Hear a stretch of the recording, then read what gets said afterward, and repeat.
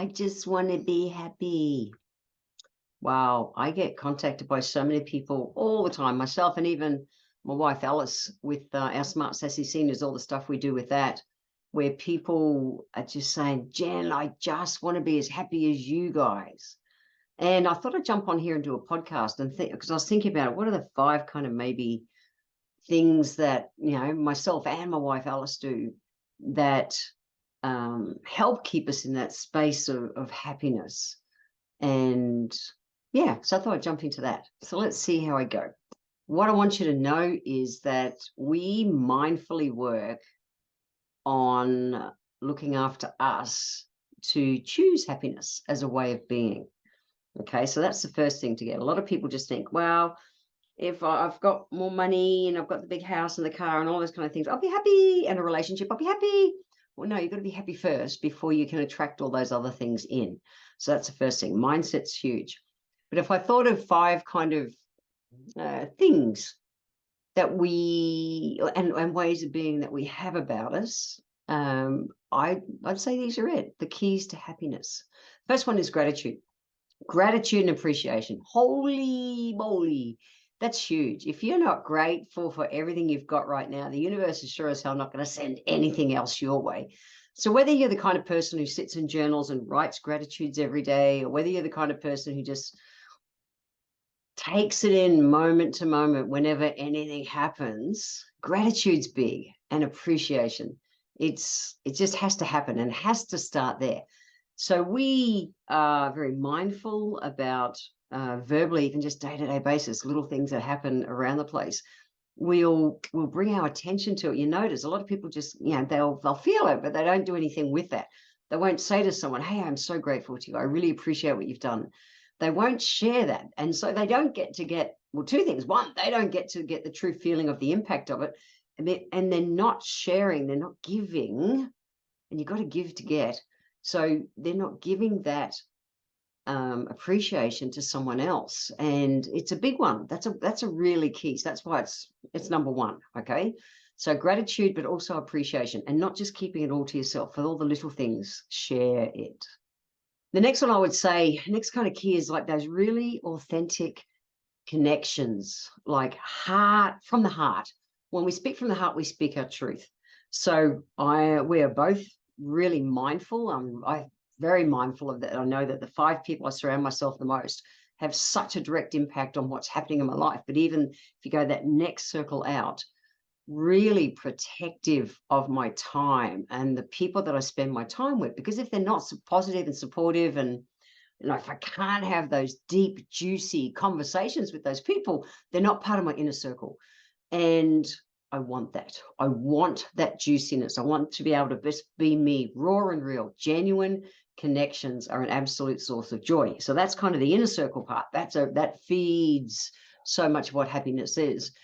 However, what I also know is out and about in everyday life, I'm big on giving genuine compliments to people.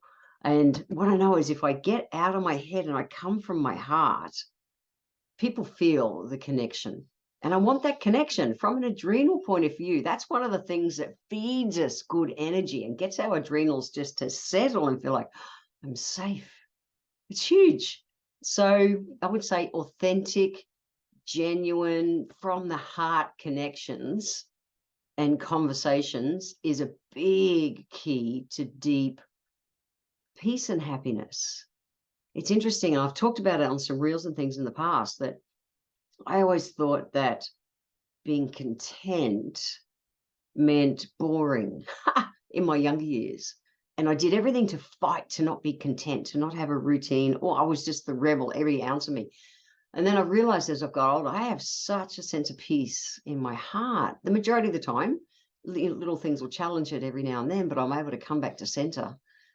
That it is wonderful to feel so content and peaceful is just wonderful. And so for me, the happiness comes from that sense of peace and content in my heart. All right, so let's keep going. Number 3's got to be self-care and mindfulness. So, whether it's Alice is big on meditating, I'm big on chanting. That's the way I do it. I'll finish the day with a bath with oils and magnesium salts, and because I know there's so much more value to every element of my being than just jumping in a 2-minute shower. Where I'm big on having treatments in advance, whether massage or Bowen therapy or seeing my osteo. I do things physically and emotionally to give me self-care. Even surfing is an absolute priority in my mind. It is the best, not even one of my, it is the best mental health practice I have in my life. I have such beautiful, deep relaxation after I surf. Every cell in my body is alive, and it's wonderful. So self-care isn't just that you're going to have massages and baths. It's about doing things that bring you joy, true joy, not just the happy on the outside stuff. So, but doing things mindfully, and that helps to cultivate, to really nourish that inner peace. And I've talked about it before in surfing.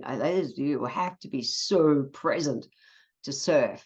It's wonderful. So yeah, self-care, but mindfulness going with that is the next key.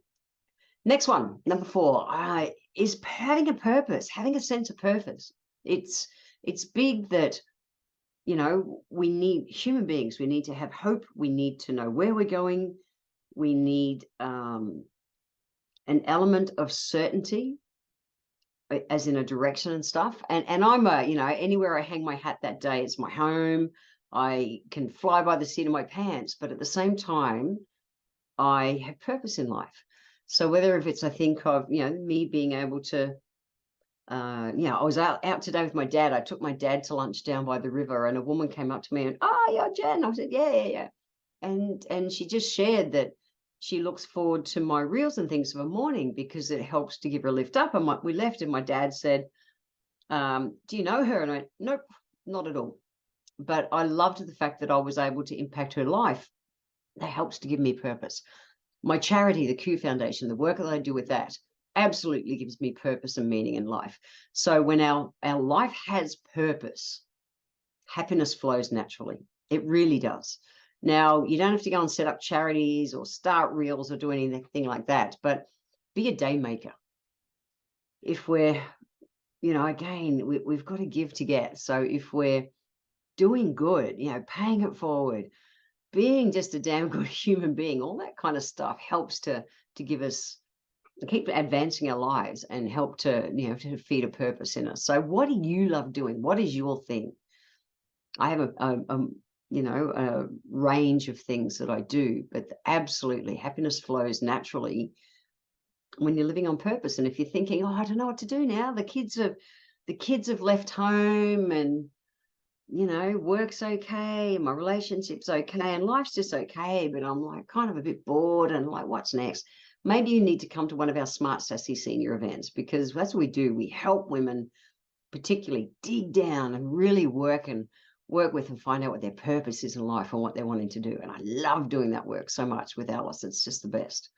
Anyway, we'll keep going. What else do we do to help be happy?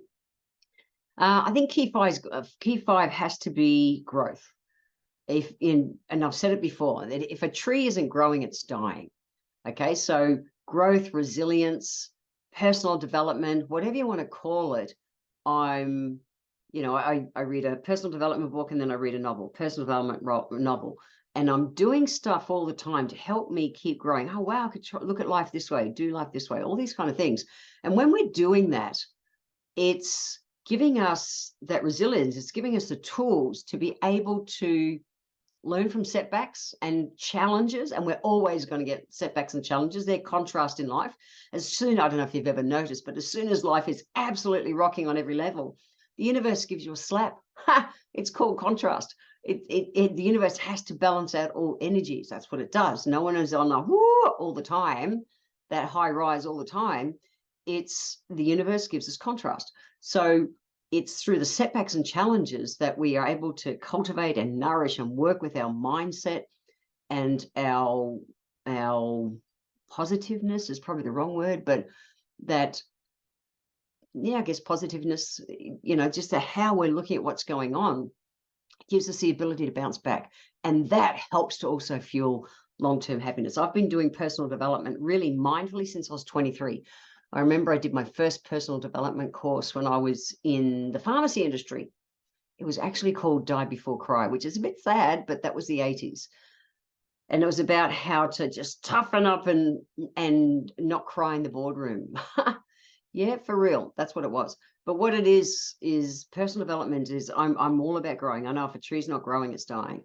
And I want to just keep growing. It doesn't have to be big. You don't have to go walking on fire and stuff. Or I've done all those kind of things and bungee jumped and broken arrows on my neck. And I've done all these kind of big things over time. You don't have to do the big things like that. Okay.